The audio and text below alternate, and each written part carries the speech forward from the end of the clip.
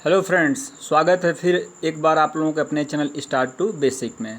Friends, जैसा कि आप लोगों को पता है, हम लोग पढ़ रहे हैं एनसीईआरटी के माध्यम से ज्योग्राफी। क्लास 9 की ज्योग्राफी चल रही है। ये जो है लास्ट चैप्टर है क्लास 9 का। इसके बाद से अगला वीडियो अपना जो है क्लास 10 की ज्योग्राफी पे होगी। इसके पहले हमने बारी बारी से सभी लेसन को लाइन बाय लाइन विधिवत पढ़ा है। अगर पिछले वीडियो को आपने नहीं देखा है तो जाकर देख लें। और वीडियो में फ्रेंड्स अंत तक ज़रूर बने रहें, तभी वीडियो देखने का आपको लाभ प्राप्त होगा। और वीडियो अगर पसंद आए अंत तक तो प्लीज़ चैनल को ज़रूर सब्सक्राइब करें और वीडियो को ज़रूरतमंदों को शेयर करें, ढेर सारा लाइक और कमेंट करें। तो आइए बिना विलंब के स्टार्ट करते हैं। फ्रेंड्स, चैप्टर का नाम है जनसंख्या, इंग्लिश में जिसे हम पॉपुलेशन कहते हैं। और पिछली कक्षाओं में हमने इसके बारे में पढ़ा भी है। जनसंख्या संसाधन के नाम से चैप्टर पढ़ा है, उसको आप देख सकते हैं, जिससे और जानकारी आप प्राप्त कर सकते हैं। तो फ्रेंड्स, जनसंख्या के बारे में आज पढ़ेंगे, जिसमें जनसंख्या का जो मुख्य बिंदु होगा, जनसंख्या का वितरण कहाँ कहाँ होता है, जनसंख्या कहाँ ज़्यादा बसाव करती है, और जनसंख्या से संबंधित तमाम जो कारक हैं उनके बारे में अध्ययन करेंगे। तो फ्रेंड्स, कह रहा है कि क्या आप मानव रहित विश्व की कल्पना कर सकते हैं? संसाधनों का उपयोग एवं सामाजिक तथा सांस्कृतिक वातावरण का निर्माण कौन करता है? समाज एवं अर्थव्यवस्था के विकास में मानव का महत्वपूर्ण योगदान होता है। मानव संसाधन का निर्माण एवं उपयोग तो करते ही हैं, वे स्वयं भी विभिन्न गुणों वाले संसाधन होते हैं। तो फ्रेंड्स, सही बात है, बिना मानव के हम किसी समाज का, किसी जो है अर्थव्यवस्था का या सांस्कृतिक चीज़ों का हम निर्माण नहीं कर सकते। और मानव इन सबों के अलावा क्या है? संसाधन भी है। कोयला तब तक चट्टान का टुकड़ा था जब तक कि मानव ने उसे प्राप्त करने का तकनीकी या आविष्कार करके उसे एक संसाधन नहीं बनाया। अब देखिए, कोयला क्या है? खनिज है। और यह तब तक संसाधन नहीं बना जब तक मानव ने क्या किया, उसके बारे में तकनीक विकसित नहीं की और ना ही उसके बारे में आविष्कार किया, तब तक वो संसाधन नहीं था। और जब कर लिया तो क्या हो गया? कोयला हमारे लिए तो संसाधन हो गया। अब प्राकृतिक घटनाएँ हैं, जैसे क्या है? बाढ़ है या सुनामी है। जब किसी घनी आबादी वाले गाँव या शहर को प्रभावित करते हैं तो क्या हो जाता है? वो आपदा हो जाता है। इसलिए सामाजिक अध्ययन में जनसंख्या का एक आधारित तत्व है। यह एक संदर्भ बिंदु है जिससे दूसरे तत्वों का अवलोकन किया जाता है तथा उसके अर्थ एवं महत्व ज्ञात किए जाते हैं। संसाधन, आपदा एवं विनाश का अर्थ केवल मानक के लिए ही महत्वपूर्ण है। उनकी संख्या, वितरण, वृद्धि एवं विशेषताएं या गुण पर्यावरण के सभी स्वरूपों को समझने तथा उनकी विवेचना करने के लिए मूल पृष्ठभूमि प्रदान करते हैं।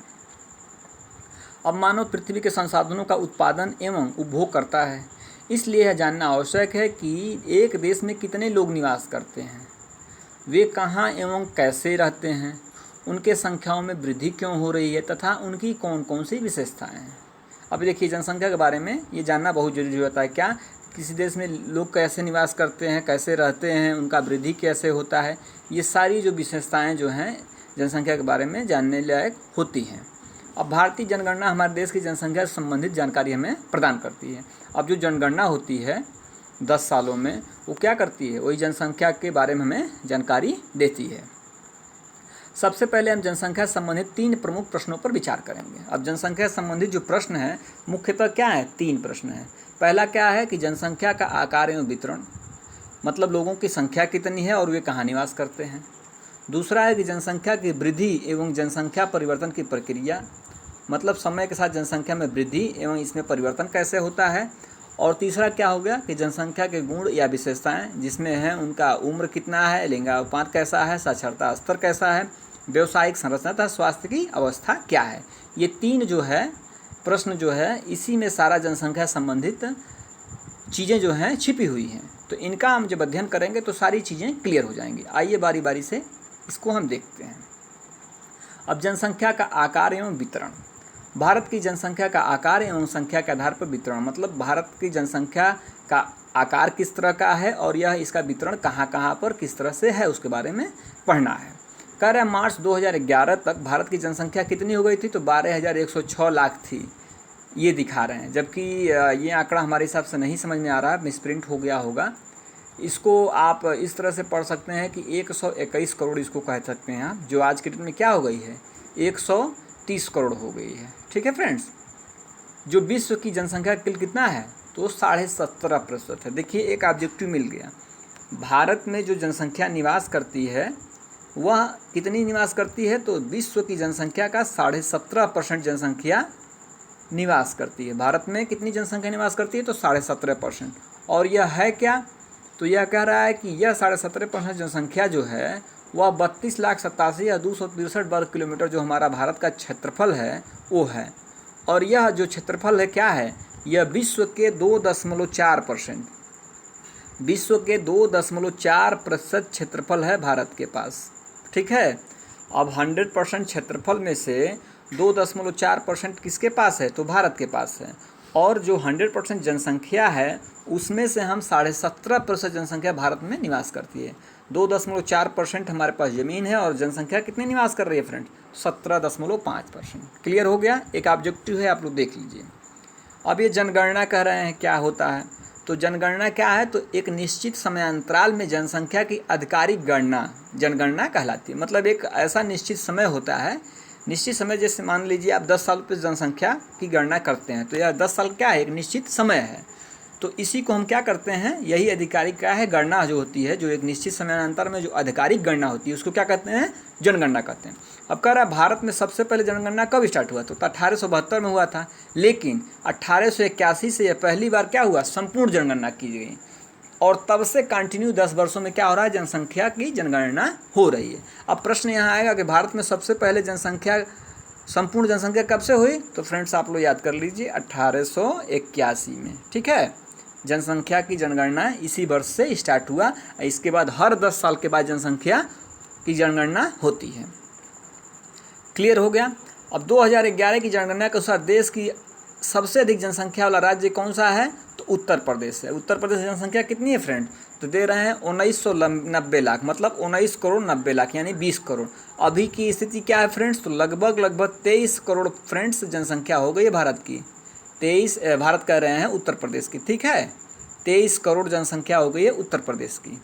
और उत्तर प्रदेश क्या है, भारत में जनसंख्या में प्रथम प्रदेश है। ठीक है, और यहाँ कुल जनसंख्या जो क्या होता है 16% निवास करती है। भारत के टोटल जनसंख्या का कितना निवास करती है, तो 16%। जैसे विश्व की जनसंख्या का 17.5% भारत में निवास करता है, उसी तरह से उत्तर प्रदेश जो है भारत की जनसंख्या के कितना परसेंट हिस्सा यहाँ निवास करती है, तो 16%। ऑब्जेक्टिव के दृष्टिकोण से यह भी महत्वपूर्ण है।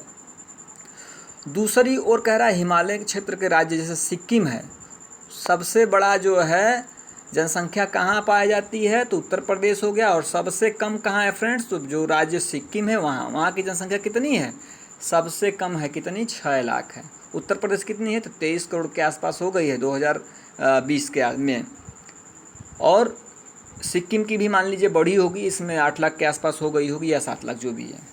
लेकिन आपको यही दृष्टिकोण याद करना है कि जनसंख्या के दृष्टिकोण में भारत का सबसे बड़ा जो राज्य है वह उत्तर प्रदेश है। और जनसंख्या के दृष्टि से सबसे छोटा जो राज्य है, कम जनसंख्या वाला राज्य जो क्या है, वो सिक्किम है।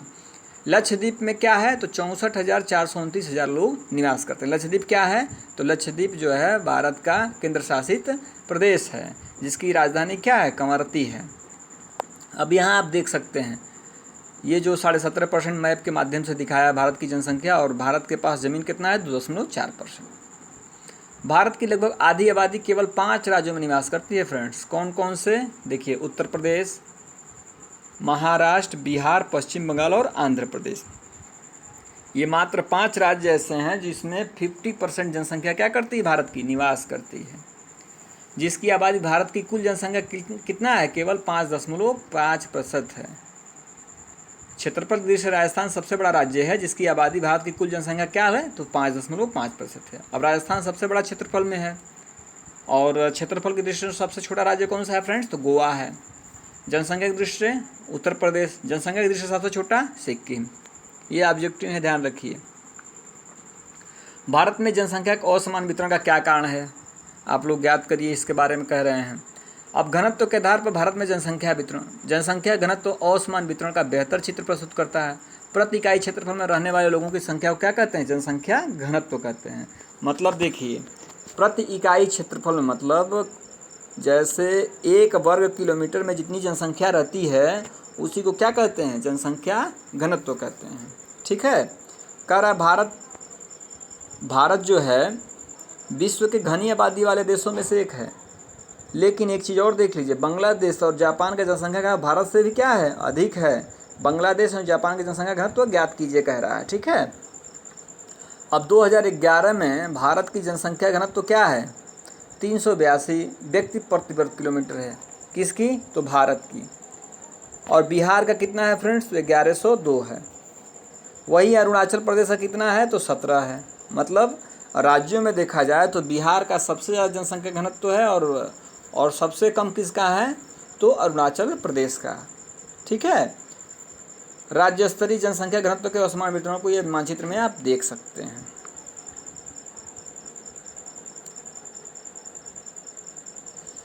कह रहा आंध्र प्रदेश के पुनर्गठन के बाद 2 जून 2014 को तेलंगाना भारत का कौन सा राज्य बना, 29वां राज्य बना।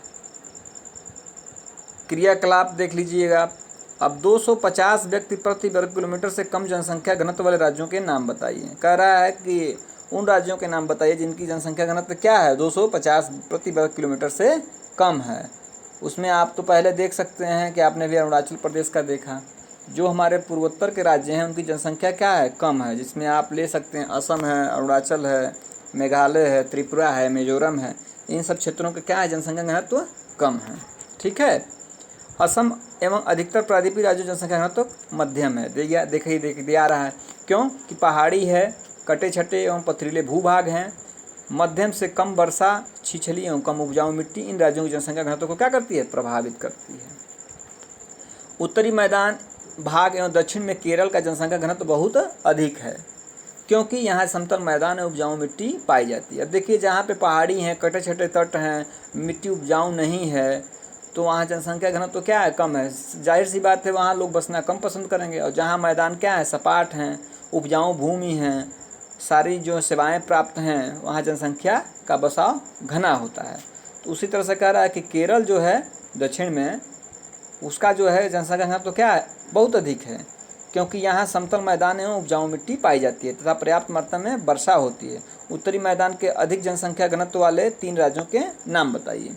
कह रहा है फ्रेंड्स, अब उत्तरी मैदान में जो है जनसंख्या घनत्व के 3 राज्यों का नाम बताइए, बता दीजिए। उत्तरी मैदान में क्या हो गया, तो बिहार हो गया, जिसकी जनसंख्या घनत्व क्या है, तो 1106 है। उसके बाद से आप ले सकते हैं उत्तर प्रदेश को ले सकते हैं, जिसका जनसंख्या घनत्व क्या है, तो 828 है। मध्य प्रदेश ले सकते हैं, 236 है। तो ये आप पंजाब हरियाणा भी ले सकते हैं, इस तरह से है। केरला का फ्रेंड्स बताएं आप लोगों का, तो केरला का जो जनसंख्या घनत्व है वह 859 है फ्रेंड्स, ठीक है। इस तरह से उत्तर प्रदेश जो है चौथे नंबर पे है। भारत में उत्तर प्रदेश कितने नंबर पे है, चौथे नंबर पे है जनसंख्या घनत्व में। आप लोगों को बता दें पहले नंबर पे क्या है, तो पहले नंबर पे बिहार है, ठीक है। बिहार का कितना है, 1106। उसके बाद से दूसरे नंबर पे क्या है, तो वेस्ट बंगाल है। वेस्ट बंगाल कितना है, 1029, ठीक है। तीसरे नंबर पर क्या आ गया, तो आपका केरला आ गया। कितना हो गया, ये 8 जो है केरला का जो है 859 है, ठीक है फ्रेंड्स। और उत्तर प्रदेश कितना हो जाएगा, 828, कई जगह 829 दिया है। तो इस तरह से चौथे नंबर पे क्या है, उत्तर प्रदेश है जनसंख्या घनत्व में। क्लियर हो गया। आइए अब जनसंख्या वृद्धि और जनसंख्या परिवर्तन की प्रक्रिया देख लेते हैं। जनसंख्या वृद्धि क्यों होती है, उसमें परिवर्तन क्यों होते हैं। तो जनसंख्या एक परिवर्तनशील प्रक्रिया है। आबादी की संख्या, वितरण एवं संगठन में लगातार परिवर्तन होता है। यह परिवर्तन 3 प्रक्रियाओं से होता है। अब जो है जनसंख्या में परिवर्तन कैसे होता है, तो 3 प्रक्रिया दे रहा है। कौन कौन से, तो पहला नंबर जन्म दर कैसी है, मृत्यु दर कैसी है वहाँ, और प्रवास कैसा है। प्रवास का मतलब आदमी या जो भी जो जनसंख्या है वह एक देश से दूसरे देश या एक प्रदेश से दूसरे प्रदेश में जाने को जो है वह वहाँ का प्रवास के हिसाब से जा कर के कोई बस कर वहाँ हो गया, तो ये प्रवास है, ठीक है।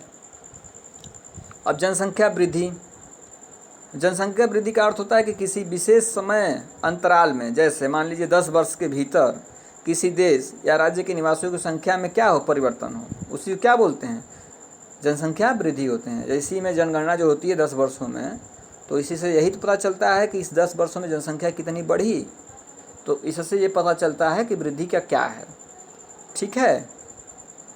इस प्रकार के परिवर्तन को दो प्रकार से व्यक्त किया जा सकता है। अब इस परिवर्तन को जो वृद्धि होती है उसको दो प्रकार से कह रहा है। तो पहला क्या कह रहा है, तो सापेक्ष वृद्धि होता है, और दूसरा जो है प्रतिवर्ष होने वाले प्रतिशत परिवर्तन के द्वारा। ठीक है।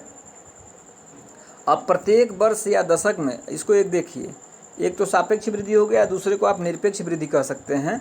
अब सापेक्ष वृद्धि में क्या होता है, तो प्रति वर्ष जो प्रतिशत में परिवर्तन निकाला जाता है, परसेंटेज में, जहाँ परसेंटेज में निकाला जाता है जनसंख्या की वृद्धि, उसको हम क्या कहते हैं, तो सापेक्ष वृद्धि कहते हैं। ठीक है। और दूसरा दे रहा है कि प्रत्येक वर्ष या एक दशक में बढ़ी जनसंख्या कुल संख्या में वृद्धि का परिणाम। पहले की जनसंख्या, जैसे मान लीजिए 2001 की जनसंख्या और 2011 की जनसंख्या घटाकर इसे प्राप्त की, इसे क्या कहते हैं, तो निरपेक्ष।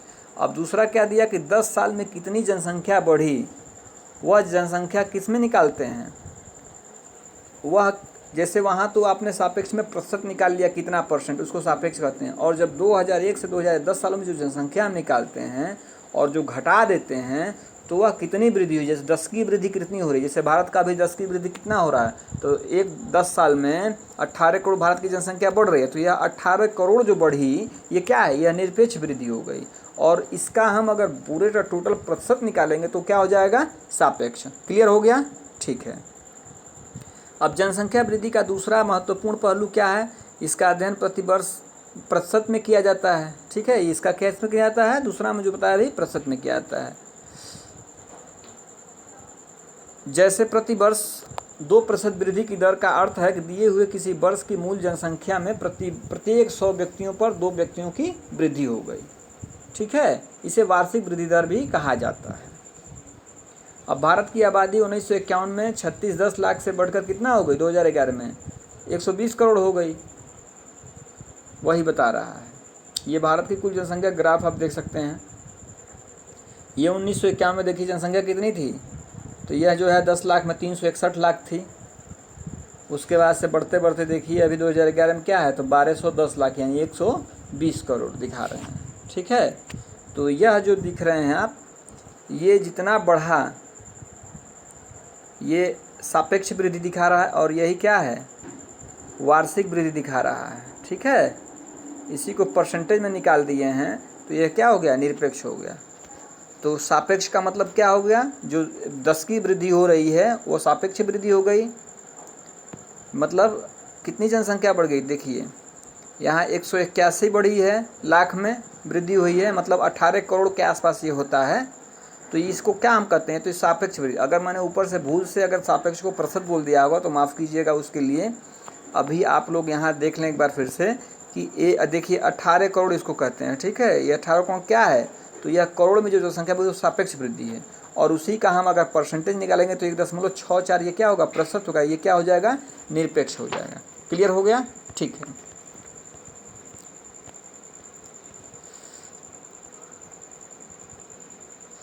अब कह रहा है किंतु 1981 से वृद्धि दर क्या है, धीरे धीरे कम होने लगी। इस दौरान जन्म दर में तेजी से कमी आई, फिर भी केवल 1990 में कुल जनसंख्या में 18 करोड़ 20 लाख की वृद्धि हुई। इतनी बड़ी वार्षिक वृद्धि से पहले कभी नहीं हुई थी।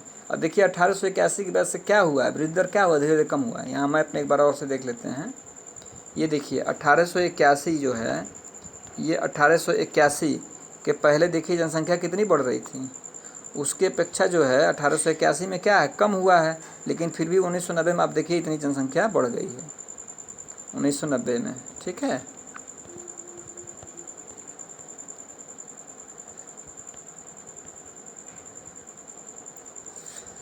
इस पर ध्यान देना आवश्यक है। भारत की आबादी बहुत अधिक है। जब विशाल जनसंख्या में कम वार्षिक दर लगाया जाता है तब इसमें सापेक्ष वृद्धि बहुत अधिक होती है। जब 10 करोड़ जनसंख्या में न्यूनतम दर से भी वृद्धि होती है तब जुड़ने वाले लोगों की कुल जनसंख्या बहुत अधिक होती है। भारत की वर्तमान जनसंख्या में वार्षिक वृद्धि संसाधनों एवं पर्यावरण के संरक्षण को निष्क्रिय करने के लिए पर्याप्त है। अब वृद्धि दर में कमी जन्म दर नियंत्रण के लिए किए जा रहे प्रयासों की सफलता को प्रदर्शित करता है। इसके बावजूद जनसंख्या की वृद्धि जारी है। अब 2045 तक कह रहा है कि हम भारत जो है चीन की आबादी को भी क्या करेगा, पीछे छोड़ देगा। अब जनसंख्या वृद्धि परिवर्तन की प्रक्रिया देख लेते हैं। जनसंख्या में होने वाले परिवर्तन की 3 मुख्य बंधे कौन से, जन्म दर हो गया, मृत्यु दर हो गया और प्रवास हो गया। जन्म दर एवं मृत्यु दर के बीच का अंतर जनसंख्या की क्या है, प्राकृतिक वृद्धि है।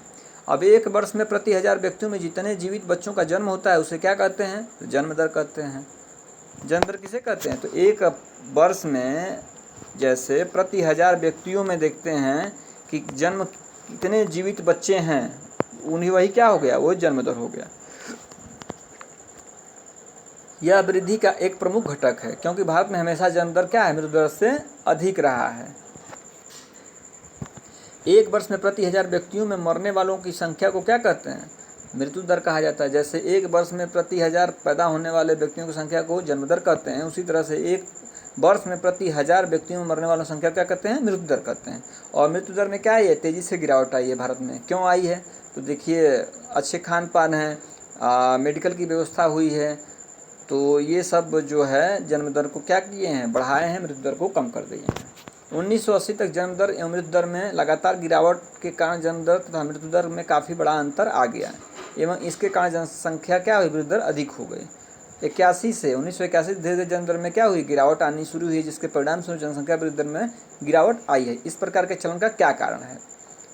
जनसंख्या वृद्धि का जो तीसरा घटक है फ्रेंड्स, वह है क्या है, प्रवास। लोग क्या करते हैं, एक क्षेत्र से दूसरे क्षेत्र में चले जाने को प्रवास कहते हैं। ठीक है, प्रवास किसे कहते हैं? तो एक क्षेत्र से मतलब एक राज्य से दूसरे राज्य में चले जाएं या गांव से शहर की तरफ चले जाएं तो उसको क्या कहते हैं, उसी को प्रवास कहते हैं। प्रवास क्या हो सकता है? तो आंतरिक भी हो सकता है, मतलब आंतरिक मतलब देश के भीतर, या अंतर्राष्ट्रीय यानी देश के बीच हो सकता है। आंतरिक प्रवास जनसंख्या के आकार में कोई परिवर्तन नहीं लाता, लेकिन यह एक देश के भीतर जनसंख्या के वितरण को क्या करता है, प्रभावित करता है। जनसंख्या वितरण एवं उसके घटकों को परिवर्तित करने में प्रवास की महत्वपूर्ण भूमिका होती है। भारत में अधिकतर प्रवास ग्रामीण शहरों से किस तरफ होता है? तो शहरों की होता है। क्यों होता है? क्योंकि ग्रामीण क्षेत्रों में अपकर्षण कारक प्रभावित होते हैं। ये ग्रामीण क्षेत्रों में गरीबी एवं बेरोजगारी की प्रतिकूल अवस्थाएं हैं तथा नगर का अभिकर्षण प्रभाव रोजगार में वृद्धि एवं अच्छे जीवन को स्तर को दर्शाता है। अब देखिए, अपकर्षण आप लोग समझ लीजिए यहाँ पे क्या है। अपकर्षण का मतलब होगा कि वह कारण जो क्या करते हैं, खींचते हैं। मान लीजिए शहरों में व्यवस्था जैसे लाइट है, मेडिकल की व्यवस्था है, शिक्षा है, नौकरी है, तो यह जो कारण हैं ये क्या करते हैं, प्रभु को, ये लोगों को क्या करते हैं, आकर्षित करते हैं। तो वही क्या है, उसी को क्या कहते हैं, पुश। पुश माने क्या होता है, ढकेलना होता है ना, और पुल माने खींचना होता है। तो ये क्या करते हैं, यही अब पुश कर दे रहे हैं। कहाँ से? तो गाँवों से शहरों की तरफ ढकेल रहे हैं। और दूसरी चीज़ क्या दे रहा है कि ग्रामीण क्षेत्र में क्या है, गरीबी है, बेरोजगारी है, प्रतिकूल अवस्थाएं हैं तथा नगर क्या करता है, अभिकर्षण प्रभाव रोजगार में वृद्धि और अच्छे जीवन को स्तर देते हैं। अभिकर्षण माने आकर्षित करता है, पुल माने क्या करता है, खींचता है। क्या खींचता है? तो नगर खींच रहे हैं ग्रामीण जनसंख्या को। क्या है वहाँ पे? तो वहाँ मान लीजिए रोजगार है, बिजली है, स्वास्थ्य है, ये सब चीज़ें हैं। तो वही अपकर्षण और अभिकर्षण है। क्लियर हो गया? आइए, अब प्रवास जनसंख्या परिवर्तन का एक महत्वपूर्ण घटक है। ये केवल जनसंख्या के आकार को ही प्रभावित नहीं करता है, बल्कि उम्र एवं लिंग के दृष्टिकोण से नगरीय एवं ग्रामीण जनसंख्या की संरचना को भी क्या करता है, प्रभावित करता है। भारत में ग्रामीण नगरीय प्रवास के कारण शहरों तथा नगरों की जनसंख्या में नियमित रूप से वृद्धि हुई है। अब देखिए, 1951 में ग्रामीण जो शहरी जनसंख्या कितनी थी फ्रेंड्स? तो देखिए ऑब्जेक्टिव बन रहा है, ध्यान रखिए। 1951 में क्या था? तो 17.29% क्या था, ये नगरीय जनसंख्या थी। और 2011 में बढ़कर कितना हो गया? तो 31.80 हो गया। बताइए, लगभग दूना के आसपास हो गया। ठीक है, यानी नगरीकरण हो रहा है, शहरीकरण हो रहा है। अब देखिए, अब कह रहा है कि 2001 से 2001 के भीतर 11 के भीतर जो है 10 लाख से अधिक जनसंख्या वाले नगरों की संख्या कितनी थी? तो 35 थी। 10 लाख के आसपास जो शहर थे उनकी संख्या कितनी थी? तो 35 थी। अभी क्या हो गई? देखिए 53 हो गई। मतलब गाँवों से शहरों की तरफ क्या हुई, जनसंख्या का रुझान बढ़ रहा है। अब आयु संरचना देखिए। आयु संरचना किसी देश में जनसंख्या की आयु संरचना वहाँ के विभिन्न आयु समूहों के लोगों की संख्या को बताता है। यह जनसंख्या की मूल विशेषताओं में से एक है।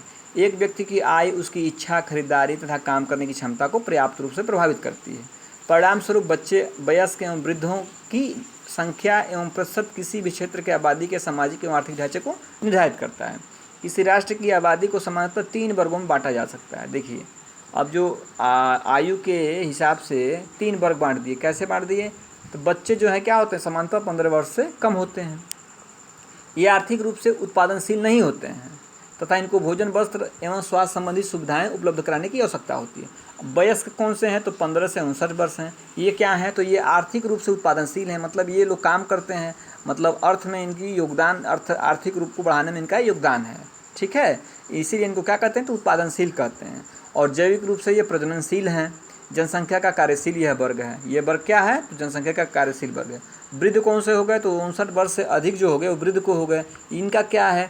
तो ये आर्थिक रूप से उत्पादनशील हैं, अवकाश प्राप्त हो सकते हैं, ये स्वैच्छिक रूप से कार्य कर सकते हैं, लेकिन भर्ती प्रक्रिया के दौरान इनकी नियुक्ति नहीं होती। ठीक है, अब एक ग्राफ के द्वारा आप देख सकते हैं, ये मैप के द्वारा उम्र संरचना। भारत में जो है वयस्क कितने हैं? तो देखिए 58.7, मतलब 59% जनसंख्या क्या है भारत की? वयस्क है। वयस्क का मतलब क्या हो गया? 15 से 59। वृद्ध कितने हैं फ्रेंड्स? तो 6.9 यानी 7% का। और बच्चे कितने हैं? तो 34.4। मतलब देखिए, इसीलिए भारत को क्या कहते हैं? युवाओं का देश कहते हैं। लगभग 59% यानी 60% के आसपास जनसंख्या भारत में कैसी है? तो यंग लोगों की है, इसलिए यंग इंडिया कहते हैं। ठीक है, और देखिए वृद्धों की संख्या कितनी है? बहुत कम है, 7% के आसपास, और बच्चों की संख्या लगभग 34% के आसपास में। तो भारत युवाओं का देश है। बच्चों तथा वृद्धों का प्रतिशत जनसंख्या के आश्रित अनुपात को प्रभावित करता है, क्योंकि ये समूह उत्पादक नहीं होते हैं। भारत की जनसंख्या में इन 3 समूहों के अनुपात को चित्र में देखिए दर्शाया गया है। ठीक है, लिंगानुपात देख लीजिए फ्रेंड्स। कह रहा है प्रति 1000 पुरुषों पर जो महिलाओं की संख्या होती है उसको क्या कहते हैं? लिंगानुपात कहते हैं। यह जानकारी किसी दिए गए समय में समाज में पुरुषों एवं महिलाओं के बीच समानता की सीमा को मापने के लिए एक महत्वपूर्ण सामाजिक सूचक है। देश में लिंगानुपात प्रायः महिलाओं के पक्ष में नहीं होता। ऐसा क्यों होता है, इसका पता लगाइए। कह रहा है सन 1951 से लेकर 2011 के बीच में लिंग अनुपात सारणी देखिए दिया है। 1951 में लिंगानुपात भारत की कितनी थी? 946 थी। यह 1000 पुरुषों पर 946 स्त्रियां थीं। ठीक है, और 2011 में क्या है? 943 है, मतलब उससे भी कम हो गया है। बीच में तो और भी प्रभावित हुआ था। ठीक है, ये अच्छी बात नहीं है। कम से कम 1000 पुरुषों पर 1000 स्त्रियाँ होनी चाहिए, तभी संतुलन बनेगा, नहीं तो पता चलेगा बहुत लोग बेचारे कुंवारे रह जाएंगे। ठीक है, अब देखिए केरल जो है वहाँ पर 1000 पुरुषों पे कितनी हैं? 1084 स्त्रियाँ हैं। केरल नंबर 1 है, एजुकेशन में भी नंबर 1 है। और देखिए ये जो है लिंगानुपात में भी नंबर 1 है। पांडुचेरी क्या है? तो यहाँ भी अच्छी व्यवस्था है, 1000 पे 1038 है। दिल्ली में देख लीजिए तो कम है भैया। और सबसे गिरी स्थिति किसकी है? तो हरियाणा की है बॉस। देखिए हरियाणा में जो है स्त्रियों की दशा बहुत ही ख़राब है। लिंगानुपात क्या है? 877 है। ठीक है फ्रेंड्स, चलिए अब कह रहा है सबसे अधिक महिला साक्षरता दर कौन से राज्य की है फ्रेंड्स? तो इसमें भी अगर कहा जाए तो केरला होगा फ्रेंड्स। देखिए केरल का जो है साक्षरता कितना है? 96% है। ठीक है, पुरुषों का 96% है और महिलाओं का कितना है? 92% है केरल में। ठीक है, सबसे ख़राब स्थिति और टोटल जो परसेंटेज है केरला का कितना है? 94% है। सबसे ख़राब स्थिति कहाँ है फ्रेंड्स? तो ये है फ्रेंड्स बिहार में। बिहार की जो है साक्षरता कितनी है? 64% है। ठीक है, और महिलाओं का क्या है वहाँ पे? तो महिला मात्र जो है 53% साक्षर है। पुरुष का कितनी साक्षरता है? तो 73%। और टोटल कितना है बिहार का? तो 64%। ठीक है, तो बिहार की साक्षरता दर सबसे कम है। कितना है? तो 53% है महिलाओं का। पुरुषों का कितना है? 73% है। ठीक है, भारत की बात कर लीजिए तो भारत का टोटल जो है साक्षरता कितना है? तो 74% है। ठीक है फ्रेंड्स, पुरुषों की संख्या जो है कितनी है? तो पुरुष का है 82%। ठीक है, और महिला का कितना है? तो 65%। ये भारत का है। उत्तर प्रदेश की बात कर लीजिए 1 मिनट के लिए। तो उत्तर प्रदेश का जनसंख्या जो है साक्षरता क्या है? तो 70% है फ्रेंड्स। ठीक है, और पुरुषों का क्या है? तो 79% पुरुष साक्षर हैं यहाँ पे, और महिला कितनी है? 58%। ठीक हो गया। अगर देखा जाए तो केंद्र शासित प्रदेशों में देख लीजिए 1 मिनट के लिए। तो राजस्थान फ्रेंड्स जो है बिहार से पीछे थोड़ा सा है। राजस्थान में भी आप देख लें तो 80% जो है पुरुषों का है और 52% महिलाओं का है साक्षरता, यानी राजस्थान क्या है, सबसे पीछे है महिला साक्षरता में। उसके बाद से नंबर आता है किसका, तो बिहार का। ठीक है, चलिए देखते हैं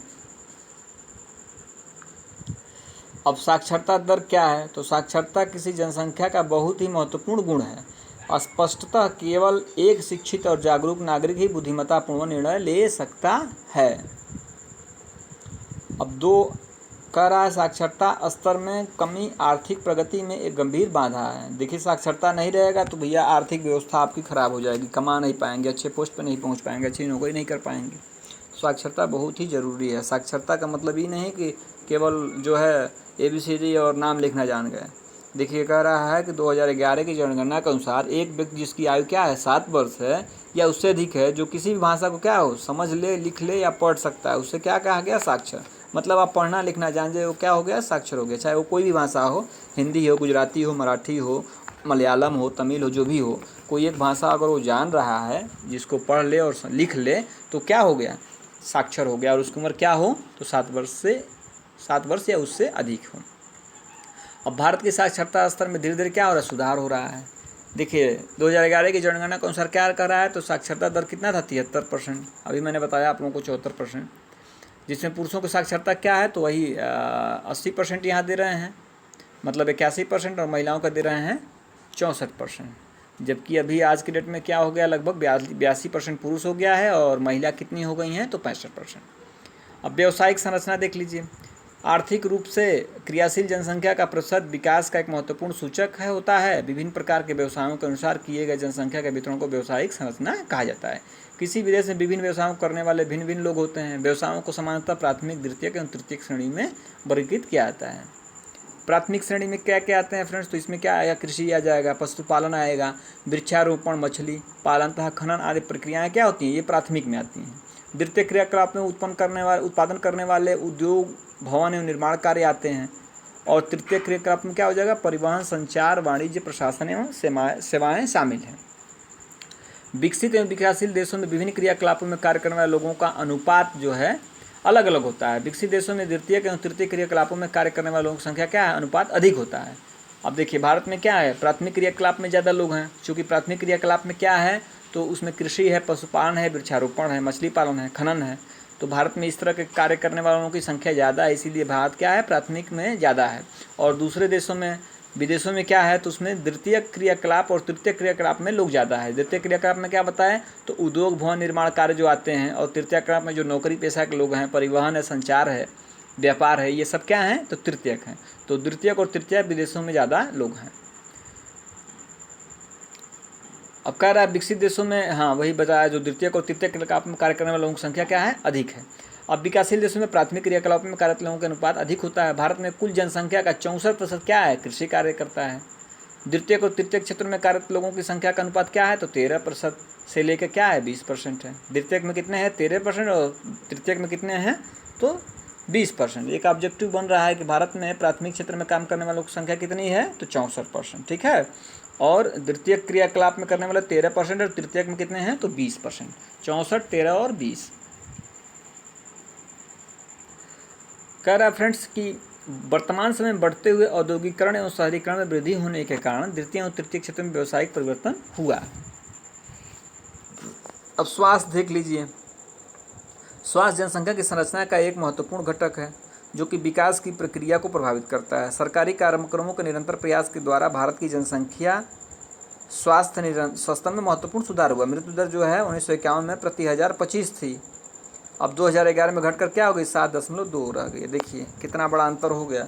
1951 में 1000 जब लोग जो जनसंख्या 1000 जनसंख्या में कितने 25 लोग क्या हो जाते थे, मर जाते थे। और अभी क्या है, 7.2% ही रह गया है। मतलब 1000 में 7 ही 8 लोग मर रहे हैं। ठीक है, इससे जो है मृत्यु दर क्या हुआ है, सुधार हुआ है। औसत आयु जो है 1951 में कितनी थी, तो 37 वर्ष थी। अभी बढ़कर क्या हो गई है, 67.9 वर्ष हो गई है। देखिए मतलब बहुत कम जीते थे लोग उस समय। महामारी बहुत थी, बेकारी थी, बेरोजगारी थी, और जो है खाने पीने का जो है व्यवस्था सही नहीं था, इसलिए जीवन प्रत्याशा कितनी थी फ्रेंड्स, तो मात्र देखिए 37 वर्ष आदमी जीता था। एक एवरेज है ये। और अभी क्या है तो 67.9 मतलब 68 वर्ष एवरेज है। अब महत्वपूर्ण उपलब्धियों के बावजूद भारत के लिए स्वास्थ्य का स्तर एक मुख्य चिंता का विषय है। प्रति व्यक्ति कैलोरी की खपत अनुशासित स्तर से काफ़ी कम है, तथा हमारी जनसंख्या का एक बहुत बड़ा भाग क्या है, कुपोषण से प्रभावित है। अभी भी इतना होने के बावजूद भी क्या है, बहुत बड़ा भाग क्या है, कुपोषण से प्रभावित है। कुपोषण में क्या हो जाएगा, जैसे शुद्ध पीने का पानी नहीं है, अब मूल स्वास्थ्य रक्षा सुविधाएं नहीं हैं। अब ग्रामीण जनसंख्या का केवल 1/3 लोग को क्या है, उपलब्ध है इस तरह की सुविधाएं।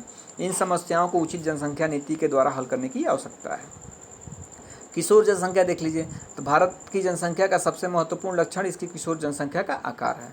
यह भारत की कुल जनसंख्या का 5वां भाग है। मतलब किशोरों की संख्या कितनी है, तो टोटल जो जनसंख्या भारत की है उसमें किशोरों की संख्या 5वां है। मतलब 20% के आसपास क्या हो गए, किशोर हैं। और किशोर क्या होते हैं, 10 से 19 वर्ष की आयु को क्या कहते हैं, तो किशोर कहते हैं। इनकी संख्या कितनी है, तो 20% है। ये भविष्य के सबसे महत्वपूर्ण मानव संसाधन है। किशोरों के लिए पोषक तत्वों की आवश्यकताएं बच्चों तथा वयस्कों से अधिक होती है। कुपोषण से इनका स्वास्थ्य खराब तथा विकास अवरोधित हो सकता है, परंतु भारत में किशोरों को प्राप्त भोजन में पोषक तत्व अपर्याप्त होते हैं। बहुत सी किशोरी बालिकाएं रक्तहीनता से पीड़ित रहती हैं। विकास की प्रक्रिया में उनकी समस्याओं पर पर्याप्त ध्यान नहीं दिया गया है। किशोर बालिकाओं को अपनी समस्याओं के प्रति संवेदनशील बनाना चाहिए। शिक्षा के प्रसार तथा उसमें सुधार के द्वारा उसमें इन समस्याओं के प्रति जागरूकता बढ़ाई जा सकती है। राष्ट्रीय जनसंख्या नीति देख लीजिए। परिवारों के आकार को सीमित रखकर एक व्यक्ति के स्वास्थ्य एवं कल्याण को सुधारा जा सकता है।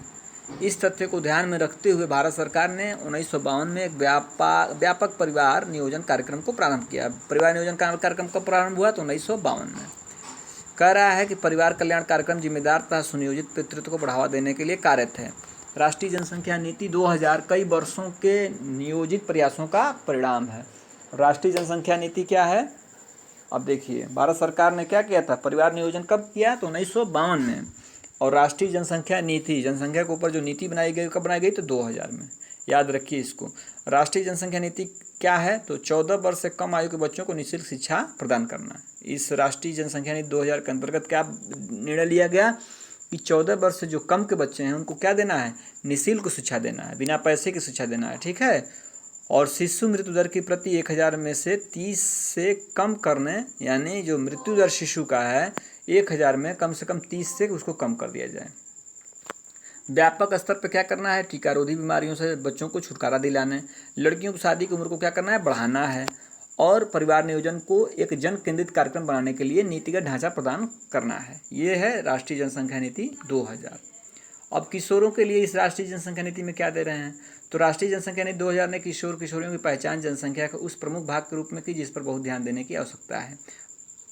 पौषणिक आवश्यकताओं के अतिरिक्त इस नीति में अवांछित गर्भधारण और यौन संबंधों से प्रसारित बीमारियों से किशोरियों की सुरक्षा जैसी अन्य महत्वपूर्ण आवश्यकताओं पर भी जोर दिया गया है। इसके द्वारा ऐसे कार्यक्रम चलाए गए जिनका उद्देश्य देर से विवाह, देर से संतान उत्पत्ति को प्रोत्साहित करना है।